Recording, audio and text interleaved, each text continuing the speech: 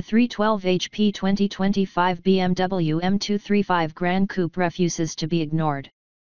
It may not share much with the 2 Coupe, but with 295 lb-ft of torque on tap, it's meaner than its pleasant exterior suggests. The BMW 2 Series Gran Coupe has never been everyone's cup of tea, but that's okay. If it's rear-wheel drive, 2-door thrills you want, BMW builds an actual coupe for precisely that purpose. But if you want to poke your foot into the Bimmer life with a more practical compact that's enjoyable enough to drive, it fits the role decently.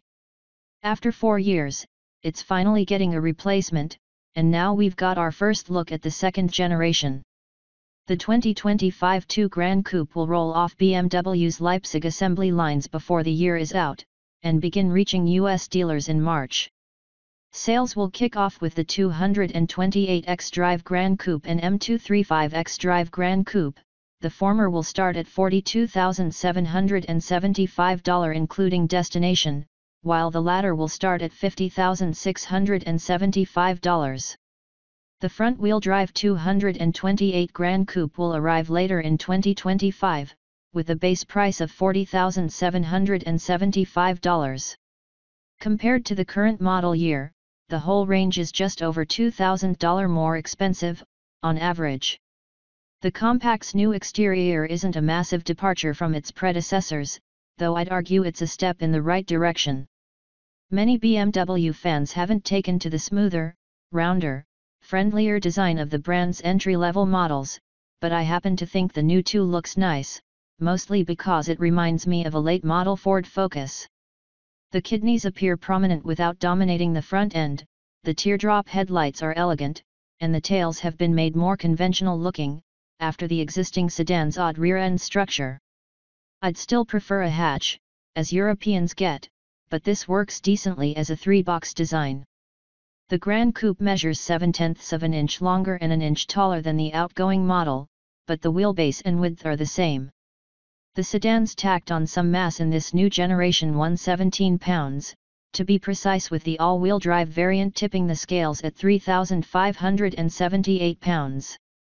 All trims employ the 2-liter twin-power turbo 4-cylinder, which in base guise improves to 241 horsepower, up 13 HP, and a formidable 295 lb-ft of torque, up 37 lb-ft.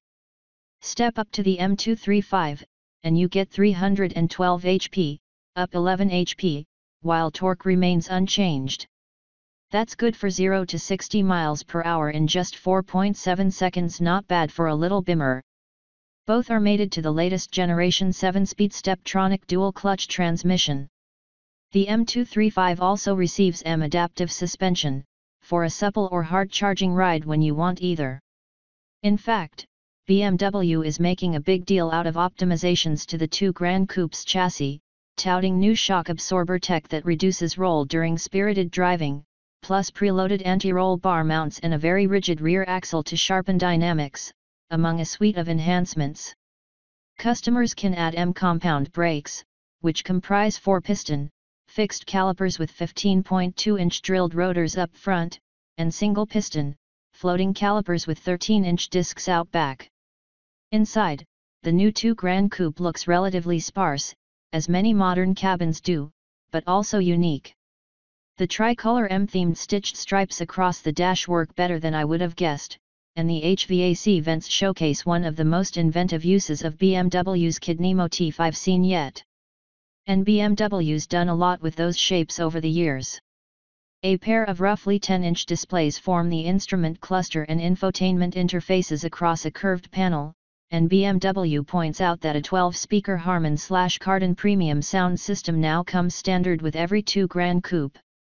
Wireless device charging and auto-dimming mirrors both inside and outside the cabin are also standard equipment. Note the seats, which are made not of leather, but cruelty-free veganza.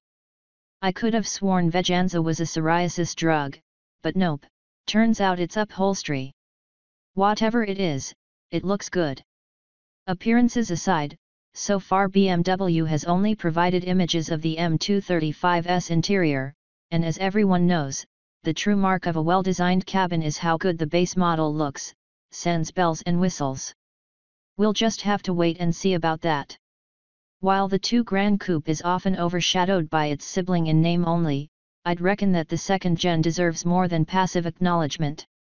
The M235 may come in 13 ponies shy of the Audi S3, but it's a match where torque's concerned, and both rely on front-biased all-wheel drive. I'd love to know how they compare, and we'll hopefully get our chance in the coming months.